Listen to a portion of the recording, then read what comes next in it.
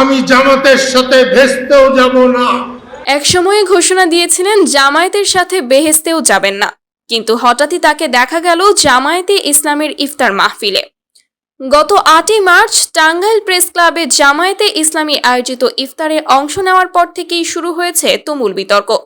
রাজনৈতিক মহলে প্রশ্ন উঠছে, তাহলে কি বঙ্গবীর নিজের অবস্থান বদলেছেন, নাকি এটি নতুন কৌশল? কাদের সিদ্দিকীর রাজনীতির পথ চলা বরাবরই আলোচিত ও সমালোচিত। একবার আওয়ামী লীগের পক্ষে, তো আবার তীব্র সমালোচনায় সরব। এখন নৌকা মার্কা, এটা গুলো এখন ফরিদপুরাগরের মার্কা, ফরিদপুরেরও না, গোপালগঞ্জাগরের মার্কা। কখনো শেখ হাসিনাকে বড় বোন বলে দাবি, তো কখনো ফ্যাসিবাদী বলে তোপ দাগানো। ছবি তুলতে বাধা দিল, যখন প্রধানমন্ত্রী আসে তখন ছবি তুলতে বাধা দাও না। আমি আওয়ামী লীগ করি না। বঙ্গবন্ধু ছিলেন সমগ্র বাংলাদেশের সকল মানুষের বঙ্গবন্ধু। বিএনপি, এরশাদ, জামায়াত সবাইকেই কোনো না কোনো সময়ে আক্রমণ করেছেন, আবার কখনো সুর বদলেছেন। তাহলে সেই বিএনপির সাথে আমিও ভেস্তেও যেতে চাই না, আমি জামাতের সাথে ভেস্তেও যাব না। 1990 এর পর ভারত থেকে ফিরে এসে আওয়ামী লীগের সঙ্গে যুক্ত হলেও চরম বিদ্রোহী আচরণের কারণে দল থেকে বহিষ্কৃত হন। এরপর 1999 সালে গামছা মার্কা কৃষক শ্রমিক জনতা লীগ প্রতিষ্ঠা করে নিজস্ব ধারার রাজনীতি শুরু করেন, কিন্তু তাতেও থামেনি বিতর্ক।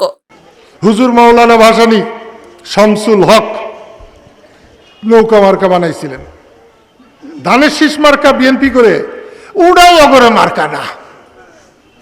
ধানের শীষ মার্কাও হুজুর মাওলানা ভাসানীর মার্কা, এইটা এখন বিএনপিরা নিছে, চুরি করছে। বাংলাদেশের রাজনীতিতে অনেকেই চমক তৈরি করেন, কিন্তু বঙ্গবীর কাদের সিদ্দিকীর মতো নাটকীয় চরিত্র খুব কমই আছে। আমি এখানে যখন বসেছিলাম, একজন এসে বলেছিলেন যে আপনি কতক্ষণ শেখ হাসিনার সঙ্গে থাকবেন, ততক্ষণ উনি বঙ্গবন্ধুর সঙ্গে থাকবেন, ততক্ষণ আমি তার সঙ্গে থাকব। রাজনীতিতে সময় বদলায়, মানুষ বদলায়, বক্তব্যও বদলায়। একসময়ের কট্টর আওয়ামী লীগ সমালোচক এখন কি নতুন সরকারের প্রতি সহানুভূতিশীল হচ্ছেন? আমি আওয়ামী লীগ করি না, আমি বঙ্গবন্ধু করি, এবং আমি বঙ্গবন্ধুকে বুকে লালন করে আমি আমার জীবন দেব।